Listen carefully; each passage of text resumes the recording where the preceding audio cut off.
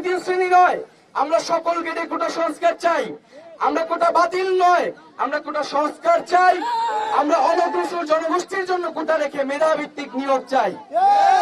এবং আমরা বলেছিলাম যে এই নির্বাহী বিভাগের পরিপত্র খেলার আমরা চাই না, বরং জাতীয় সংসদে বিল পাশের মাধ্যমে এই কোটা সংস্কারের নিয়ম বিধিবদ্ধ করতে হবে।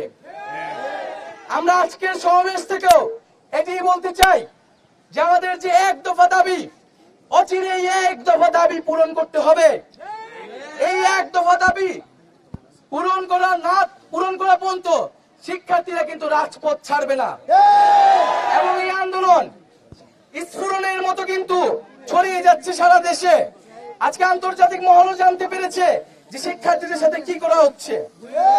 এবং আমরা দেখছি সারা দেশে আমার ভাইদেরকে যে গুলি করে হত্যা করা হলো, শহীদ করা হলো, এর বিচার দিতে হবে, এর বিচার করতে হবে। যারা এই গুলির সাথে জড়িত, যেসব আইন শৃঙ্খলা বাহিনীর লোকজন জড়িত, তাদেরকে কিন্তু বিচারের আওতায় আনতে হবে। এবং যারা সন্ত্রাসী সংগঠন, ছাত্রলীগ, যুবলীগের ক্যাডাররা এই হামলায় জড়িত ছিল, তাদের বিরুদ্ধে ব্যবস্থা নিতে হবে।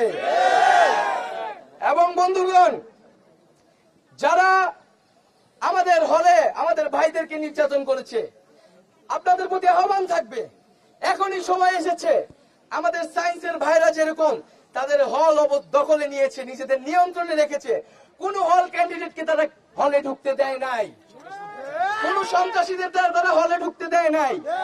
গতকালকে আমরা দেখেছি জাহাঙ্গীরনগর বিশ্ববিদ্যালয় শিক্ষার্থীরা প্রতিরোধ করে বহিরাগত ছাত্রদেরকে ক্যাম্পাস থেকে বের করেছে। আজকে কিন্তু ঢাকা কলেজের শিক্ষার্থীরাও সন্ত্রাসীদেরকে কিন্তু বের করেছে। আজকে যারা ঢাকা বিশ্ববিদ্যালয়ের হলে আছেন বা বিভিন্ন শিক্ষা প্রতিষ্ঠানে আছেন, আপনারা হলে হলে শক্ত অবস্থান তৈরি করুন, দুর্গ গড়ে তুলুন। কোন ছাত্র, কোন সন্ত্রাসী, যারা কোন নিপীড়নকারী যাতে সেখানে থাকতে না পারে। সম্পূর্ণ হল যাতে সাধারণ শিক্ষার্থীদের নিয়ন্ত্রণে থাকতে পারে। এবং ক্যাম্পাস থেকে এই সন্ত্রাসীদের বিতাড়ন করতে হবে। বন্ধুগণ,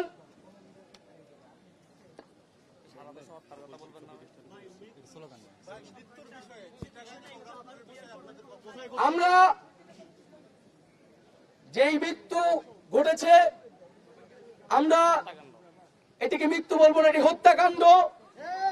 এবং তারা এই আন্দোলনের শহীদ, এবং এই হত্যার বিচার হতে হবে।